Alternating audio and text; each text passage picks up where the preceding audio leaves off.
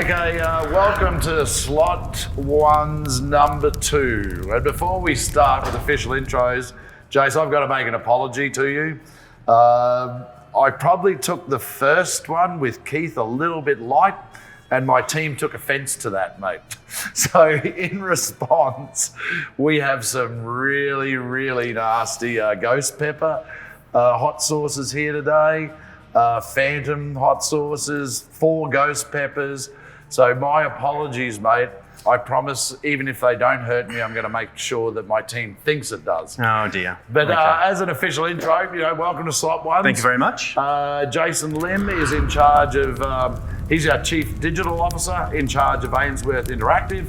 And what we're going to do today, we're going to have a bit of fun with some hot sauces and some wings. But we're also going to find out a little bit about AInsworth Interactive, the department, the markets, the partners, the opportunities as we go through. So this first one, mate, is called Crazy Swine. So I think this one will be all right. There we go, mate. We'll pass it around. Let's not forget that we use the Lazy Susan, that we remember where we are. We've got numbers. But Jace, let's kick off. He is a bit worried about this too, actually. I don't think that one's going to be too bad, mate. Okay. But do you want to just tell the company and everyone a little bit about yourself? Yeah, look, You're going to take a bite. Oh, okay, here we go. Let me take a bite first, so then I can't speak. Wow, that's starting off hot already. That one's good. Okay. I mean, I essentially joined Ainsworth in 2012. And originally started where I was talking to Danny Gladstone. He said, look, just come on for a year or two just to help us look into how does Ainsworth enter into the online gaming space. And at that time, it was in its infancy. There was no such thing at the time. There was no platforms available. We didn't even really have a strategy at that time. So a lot had to do in 2012 was, how is Ainsworth going to make an impact, investigate, how do we take our slot content into the digital space? And we started in Europe, because that was the only jurisdiction that had approval and had licensing. So we started in Alderney and the UK, both were territories within the United Kingdom, had the highest level of, I suppose, compliance and regulatory guidelines. So we entered in that space. We partnered with Light & Wonder at the time. We had the biggest distribution with their platform called OGS. And we kicked off from there. After a couple of years, we purchased our own, what we call a remote gaming server, an RGS, which is kind of like the base platform where we put all our games, and then that platform plugs into all of the casino operators. So that's how we started. So, mate, did you, and I didn't sort of know that first step. So thank you very much. This is our second one, mate, which is just the step up. Okay. So when you did that, did you move to England or did you do that all from Sydney? No, we did it remotely. I stayed in Sydney, worked with, we actually hired someone based out of London, and he controlled just all the negotiations with the partners at the time. Yep. And, that went well. With Light & Wonder, then we ended up partnering with, the usual suspects, which was at the time Microgaming, Playtech, etc. Yep. And then we ended up evolving where there was a new segment that opened up, and that was social casinos. And that was also very new. Cool. So that was something new, how, a new vertical that was opening up. And I remember at the time was the whole industry, it wasn't just ourselves, was who's going to get involved with social casinos? And what is a social casino? And it was essentially replicating all of the slot games where you can play for fun, and that's it. There's no payouts, you can't collect. And I remember the whole industry was like, well, this is ridiculous. This is going to be an absolute failure. It's like, who's going to play when you can't wager? Mate, I think I was one of those people, because I'm like, I don't understand this. But it's all leaderboards and recognitions and microtransactions. Mm-hmm. That's a very interesting. And I mean, it's actually a segue into one of the questions and that I had, tell us about, we're on that one, mate. Oh, number 3 now. Okay. Yeah. you've explained some of those early markets. Can you give us an update on some of the markets you're actually looking at going into now? I hadn't realised it was 12 years. Yeah, it's been a long time. And that came about where, Europe drove a lot of the regulatory and processes with compliance and so on. And I think that eventually led to, a lot of the US markets were considering, how do we implement online wagering in the US?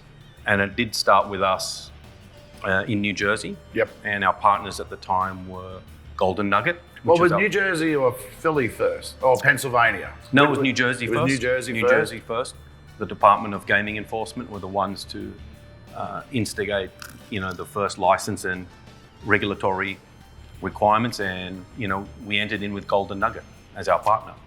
Cool. And again with Light & Wonder, because they were one of the first distributors or aggregators, as we call them.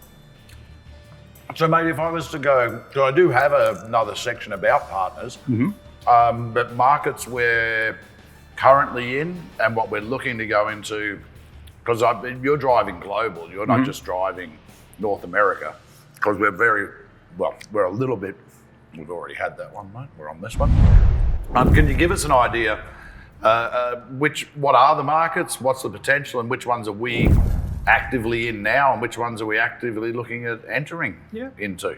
I mean, we started, as I said, in Alderney, then the UK, we went into Italy, Sweden, a lot of Eastern European markets.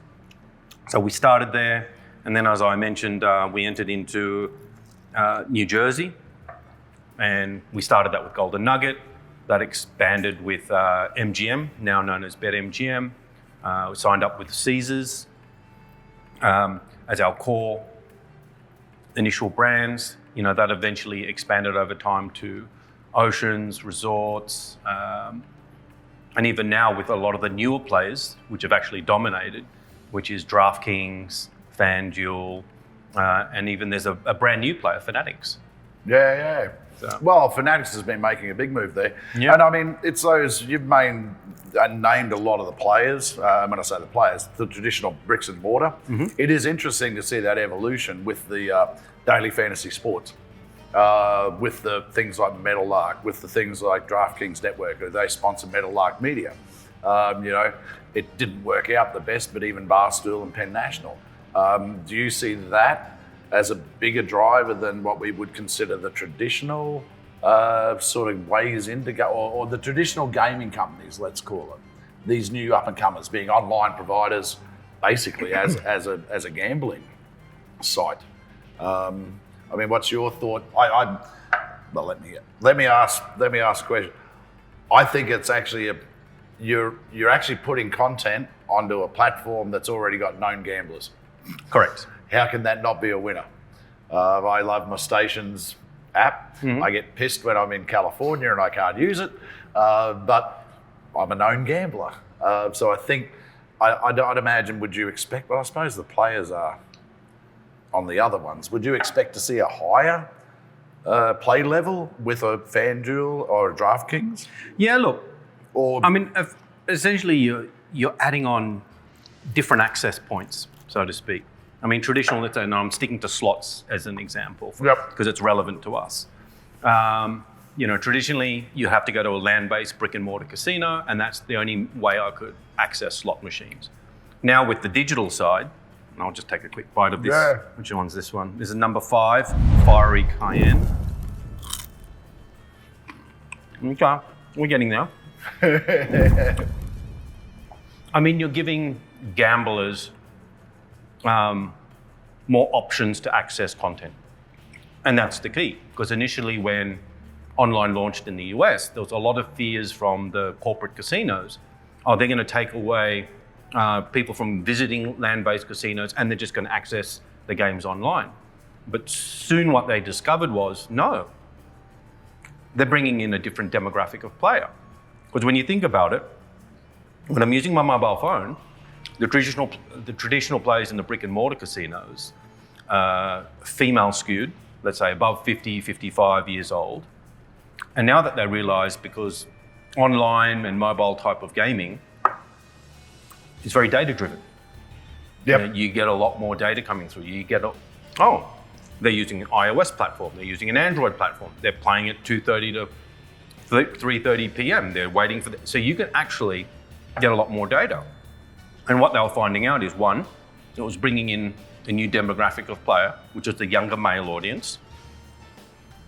And when you consider why was it a younger male audience, it's what users are comfortable giving payment, credit cards, payment wallets, and so on, feel free, comfortable to put it on their online device. And that didn't attribute to the more traditional, older female audience. It attributed to the younger males that are comfortable. Are we on to this one? Yep. That one's a good one. Okay, here we go. So it comes down to the form factors and what people are comfortable with the technology. It's like when the app stores first opened on iOS and Android. Yep. There was the console games where a lot of the user base and the developers and the industry surrounding that were like, oh no, people aren't going to play Call of Duty on a mobile phone. No, yes, they do.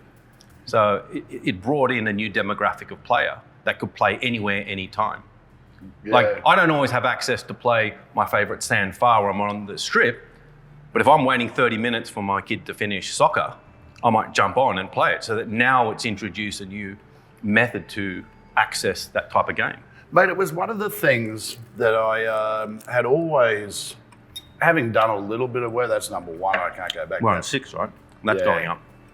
I can see Ghost Pepper on number mate, 7. this one, that one was good and hot. Like, let me just do this. So as well, it's smaller now, Cheyenne. Yes, correct.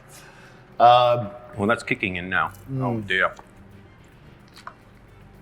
Yes, it is. But it was one of the things,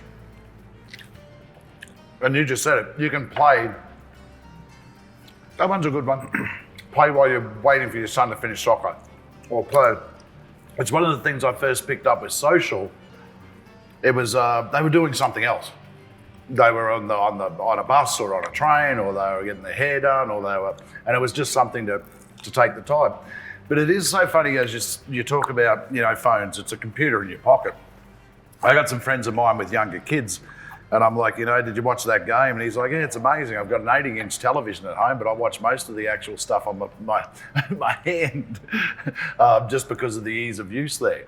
But yeah, that one's starting to get pretty good, but I still hasn't knocked me out yet. I might go back a bit bigger.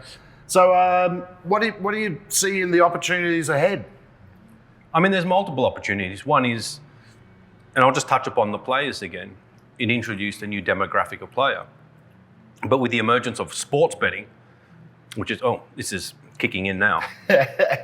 Yes, it is. That's the original ghost pepper hot sauce, and we've got 3 more that are hotter than this. Oh, I'm not looking forward to this. But anyway, as I was saying, with all of the sports betting emerging in a much broader launch throughout, I think, many more states than iGaming, a lot of the people playing the sports betting have now access to the iGaming content. So again, while people are waiting in between betting between either horse races, football or whatnot, I'm not looking forward to this. Watch that one, mate. That one bubbled out on me a little bit there. Like a lot of the corporate and online casinos are offering bonuses to the sports bettors to go, well, look, here's $300 that you can play on slots. So again, it's introducing more of the sports betting players to go, well, it's $300, it's free cash. I can only use it on the iGaming side, so I'm going to play $300 on slots. So again, a lot of these form factors and bonusing is introducing a new player base. Oh, why is this not? Oh. Yeah, it didn't want to come out for me. It didn't want to come out for me either. Watch that one, mate. That'll get your nostrils going. And also, you're saying, where are we going next? We're going to number 9 next. Okay, let me take a bite first. But now we're still on number 8. Okay, that's bad. Yep, that one. I singed a couple of nasal hairs on that one. So where are we going? You got the emergence of, because I've touched upon sports betting, Disney and via ESPN are getting into the gaming space or gambling space. Now that was unheard of 2 to 3 years ago. Wouldn't have happened. I mean, Disney pulled some of the assets when they bought Marvel Marvel, Star Wars, Marvel. and Iron Man. Didn't want them associated with gaming. And the CEO did mention at one of the earnings call for Disney that gaming or gambling per se is one of the untapped revenue spaces for the Disney Corporation, and hence why they're using ESPN to get into the sports betting. Yep. Now that leads to, and this is what we're hearing is, there's potential, sports betting, iGaming on your mobile devices. You can do your sports betting on a TV. Yep. So there is discussions about, how do we put iGaming on the broadcasting channel? And hence why you see the likes of Amazon, Netflix, ESPN and Disney all looking onto the broadcasting space because it's another screen. Yep. And that screen is another extension of the mobile platforms. So it's just a matter of time where you'll be able to access it, and obviously on a adult controlled network. Yep. Where you can access it on a much bigger screen. You were just saying, why am I playing on a 5-inch screen when I can play on my 80-inch TV at home? So that's where it's going to, in terms of distribution. Well, that one...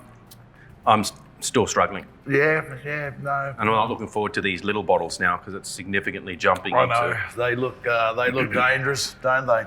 So, mate, one of the things that I love, and it's probably more just a summation point, we spend a lot of time, and I'll say in the land-based space, looking at... I put too much out there too. I didn't mean to put that much there. I'm not going to dob this. Focus groups, attributes of...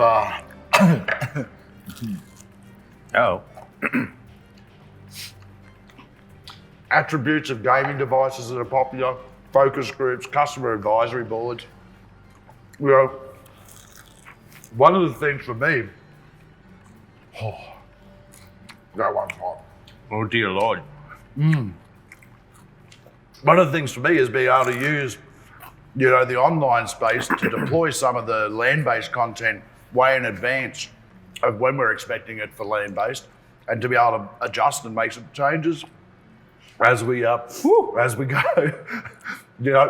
I know you're very, we've discussed at great length about that. What's our deployment sort of path now?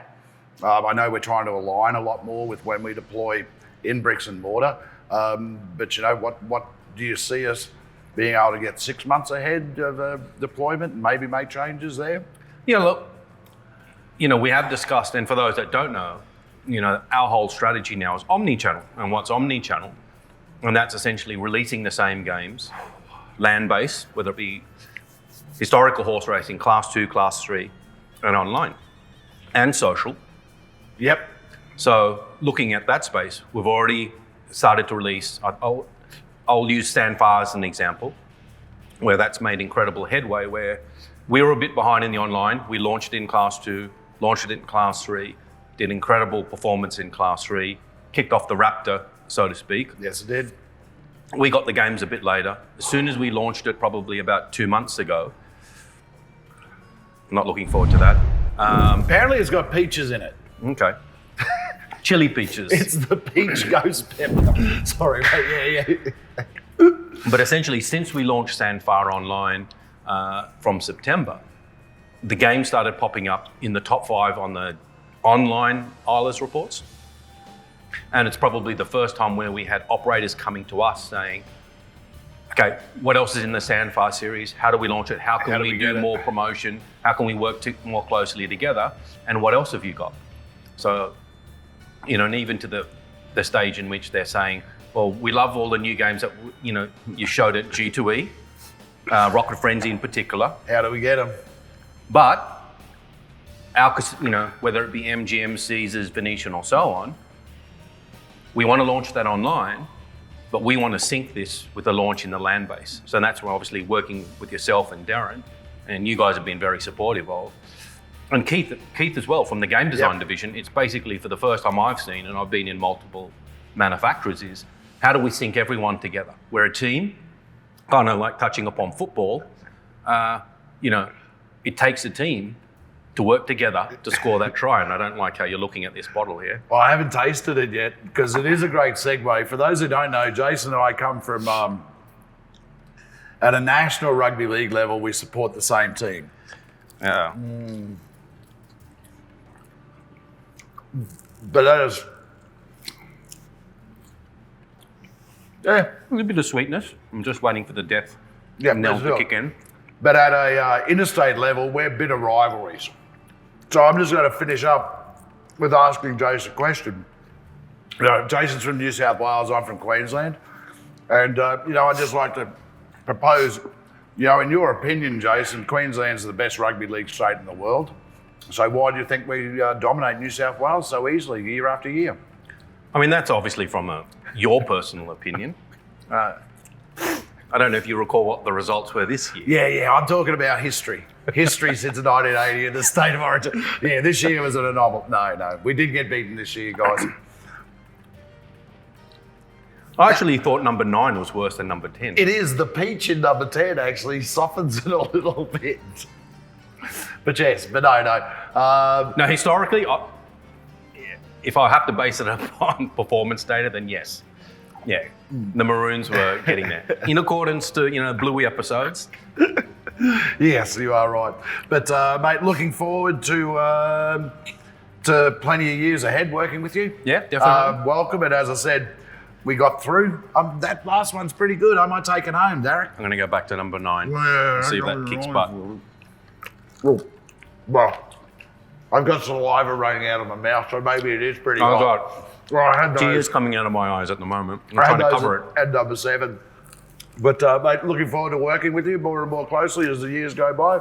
And we've got some NRL here in less than 4 months. That's it. Looking forward to it. Yeah, cool, mate. Thank you very much, sir. Thank you. Appreciate it.